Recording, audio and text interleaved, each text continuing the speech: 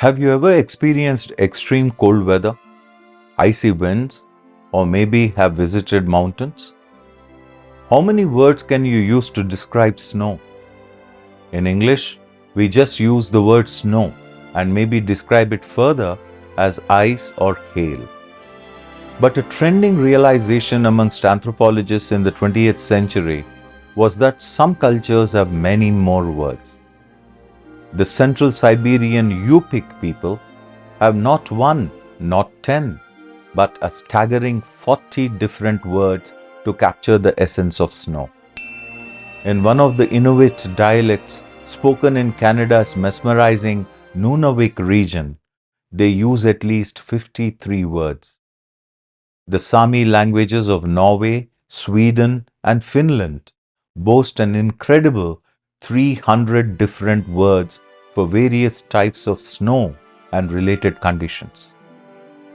While first this may seem related only to linguistics, the study of language and linguistic anthropology, the understanding of these differences in how we think and speak in our culture led to the development of cognitive anthropology, where cognition means something that's related to thinking or processes of the mind.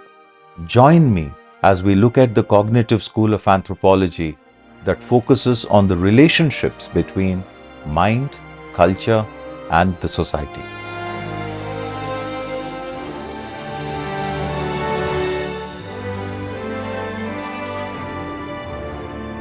Hello everyone, and welcome to our exploration of cognitive anthropology. This intriguing branch of anthropology focuses on the interplay between the human thought process and culture. It's a key field for those interested in understanding how cognitive processes shape and are shaped by the cultural context.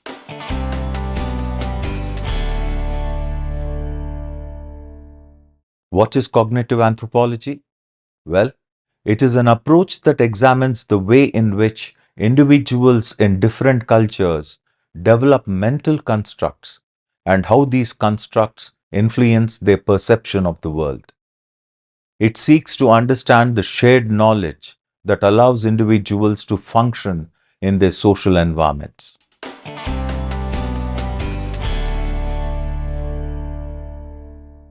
And the key principles of cognitive anthropology include cultural models. This concept refers to the shared mental templates or schemas that individuals in a culture use to interpret their experiences. These models guide behavior and are reflected in language, rituals, and the social practices. Ethnoscience, a foundational aspect of cognitive anthropology, ethnoscience studies how people categorize and classify their experiences in the world. It includes examining systems like kinship, color terms, and botanical classifications. Mental maps and schemas. Cognitive anthropology explores how mental maps or schemas are developed within cultural context and how these mental structures guide individuals' understanding and interaction with the world. Language as a cultural tool. The study of language is essential to cognitive anthropology as it provides insights into how people organize and categorize their world.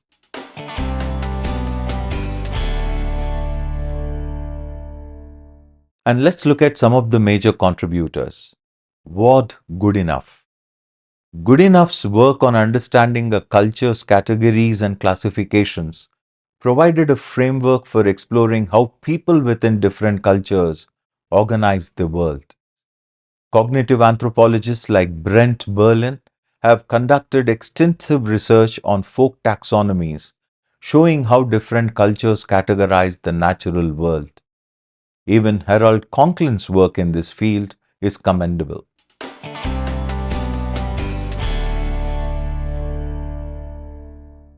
Cognitive anthropology has broadened the scope of traditional anthropology, integrating insights from cognitive science and psychology. It has deepened the understanding of how knowledge systems and cognitive processes are embedded in cultural contexts.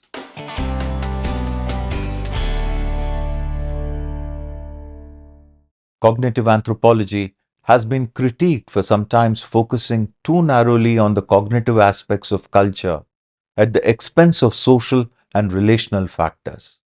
Critics also point out the challenges that exist in separating the cognitive processes from their cultural expressions. In conclusion, we can say that cognitive anthropology remains a vital field, offering insights into the complex relationship between thought processes and culture. It continues to evolve, integrating new methodologies and perspectives to deepen our understanding of the cognitive dimensions of cultural practices.